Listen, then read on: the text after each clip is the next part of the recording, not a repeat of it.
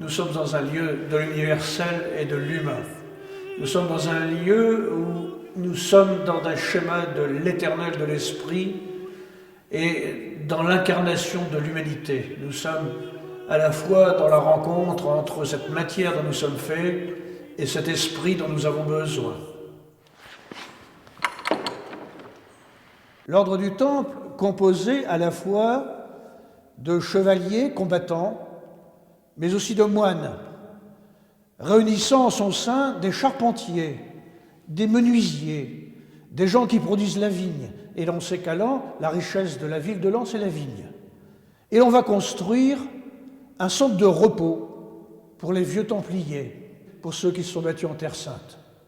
Et tous ces blessés de la vie, tous ces retraités, vont se retrouver autour de cette chapelle. Et l'on imagine volontiers tous ces vieux ou ces jeunes combattants blessés de guerre, comme les invalides aujourd'hui à Paris, qui vivent ici et qui ont leur cimetière autour de cette chapelle, et qui vont faire vivre cette ville dans toutes ses composantes.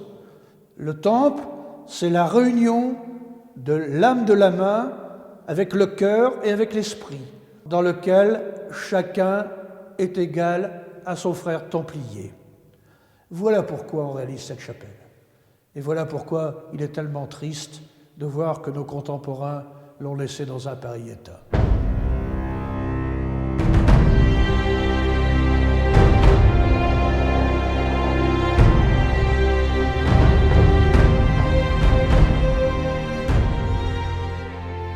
Quand on se rend compte de la richesse de l'histoire de ce patrimoine, quand on se rend compte de ce qui s'est passé ici, quand on se rend compte à quel point nous sommes dans les fondements de l'histoire, non seulement de la France, mais également de l'humanité tout entière, quand on se rend compte de l'importance de cette pièce, quand on voit ce défaut d'entretien, quand on voit cette noirceur qui souille ces pierres qui normalement sont blanches, qui sont l'idéal de pureté qui était celle de l'ordre du Temple, on ne peut être qu'enfermé dans une infinie tristesse et quelque part se poser la question de savoir si un jour vivra l'espérance d'une rénovation de ces lieux qu'ils méritent parce qu'ils sont véritablement notre force du présent et ils sont aussi également l'héritage que nous avons le devoir de laisser à ceux qui vont nous succéder.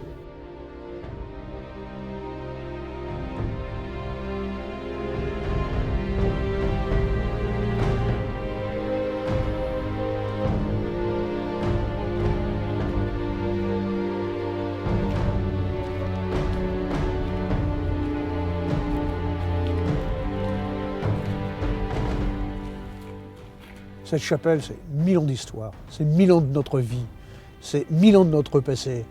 Imagine-t-on un instant que les Romains laissent partir leur patrimoine. Imagine-t-on un instant que les Chinois laissent partir la muraille de Chine. Imagine-t-on un instant que les Égyptiens laissent partir les pyramides. Nous, c'est la seule chose qui nous reste de l'ordre du Temple. Une part majeure de notre histoire.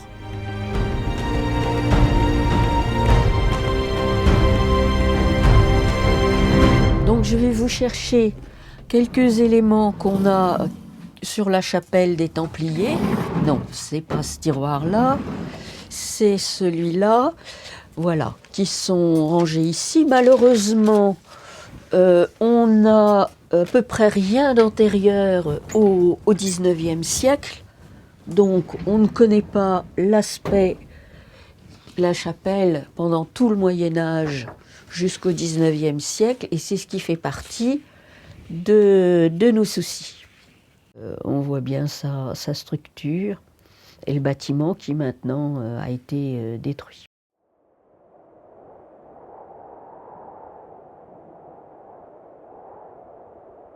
La chapelle a une très longue vie. Elle a subi beaucoup de dommages, beaucoup de restaurations. Et donc c'est vrai que ce qu'on y trouve maintenant, on ne sait pas trop bien à quelle place c'était avant les restaurations du XIXe siècle et du début du XXe siècle. Les chapelles des Templiers, en fait, sont des chapelles qui ont été construites à la mode du temps. Et celle-ci est construite effectivement sur le modèle de la chapelle funéraire, elle aussi, d'un abbé de Saint-Vincent, qui est une petite chapelle ronde. C'est une chapelle de plan polygonal, avec une coupole en pierre, qui actuellement est marquée par des cordons qui sont assez remarquables, mais dont on n'est pas malheureusement absolument sûr de savoir s'ils étaient là à l'origine ou s'ils sont une restauration du XIXe siècle.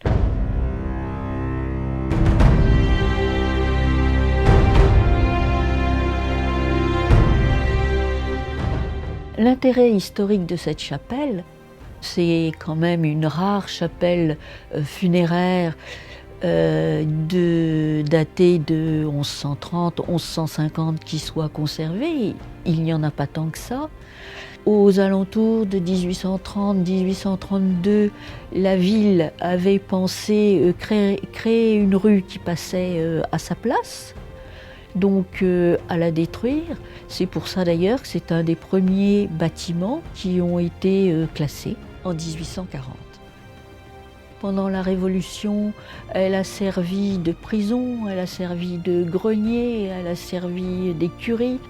Et puis elle a fini par être réhabilitée en chapelle pour l'école des frères. Il y a un certain temps qu'elle n'a pas été fait l'objet de travaux sérieux. Forcément, la construction se fragilise et donc elle a vraiment besoin de toute urgence d'être sauvée, restaurée pour ne pas s'écrouler.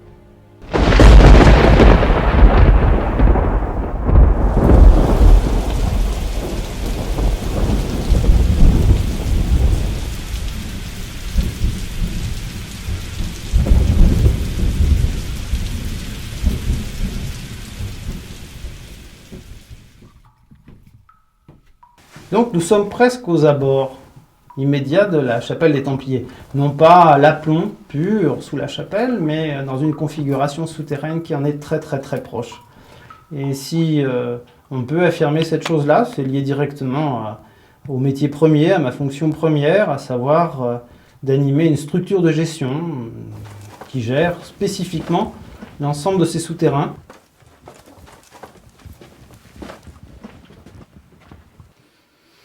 Les souterrains blancs ont la particularité d'être la mémoire totale et absolue de tout ce qui a pu se passer au-dessus, jusqu'à une période mais très récente. C'est un gros livre d'histoire où toutes les pages sont dans le désordre. Autant on peut raser en surface tout ce qui peut être posé à un temps donné, les sous-sols on ne les rase pas. Donc toutes les activités du dessus laissent à un moment trace en dessous. Et effectivement, le passage des Templiers en dehors de la chapelle sur l'An n'a plus laissé de traces puisque ça a été recouvert, détruit, redéplacé. Sauf que certains témoignages, certains graffitis sur certains murs, ceux qui étaient au-dessus ont été rasés, ceux qui étaient en dessous ne l'étaient pas. Donc il subsiste quelques témoignages, ça et là, du passage des Templiers à l'An.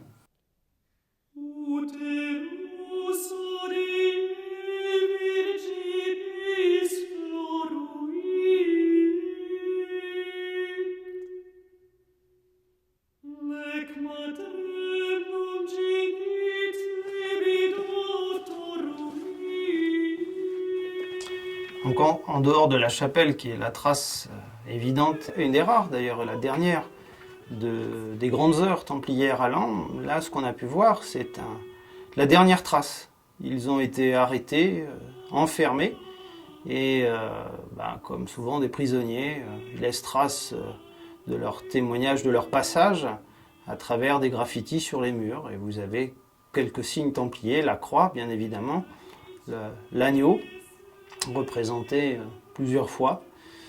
Ultime passage avant leur procès, peut-être leur exécution. La biographie individuelle des prisonniers templiers n'a pas encore été faite à ce jour sur Laon. Mais c'est assez émouvant que de penser que des hommes ont été enfermés dans ces lieux quelque temps avant que cet ordre qui a été prestigieux soit dissous.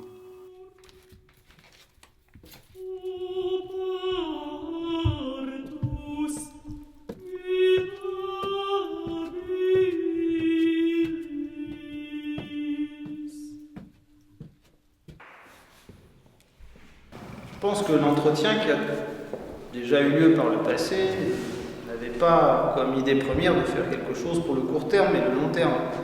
Alors cette chapelle, en fait, elle souffre de différentes pathologies. Et si à un temps j'étais appelé à m'intéresser à ce dossier, c'est parce que prioritairement on pensait que la racine du mal, l'origine du mal venait des sous-sols. Et on peut reconnaître que les sous-sols ne sont pas en mauvais état. Donc l'origine du mal est à chercher ailleurs, que ce soit dans sa conception, dans sa structure, peut-être en raison des restaurations, des interventions éventuelles qui ont opté pour des solutions techniques qui s'avèrent pas si bonnes dans le temps. Ah, les restaurations les plus proches de nous sont des restaurations de relativement peu d'envergure. Ce sont principalement ces restaurations dont on voit les traces, avec ce système, ce produit de liaison noirâtre entre les pierres, que je crois maintenant on ne peut plus enlever, donc il faut trouver une solution pour restaurer au-delà de cet élément. En fait, un bâtiment c'est comme un corps d'homme, et un corps d'homme a besoin d'un bon médecin. Et quelquefois quand on vieillit, on a besoin aussi d'un spécialiste.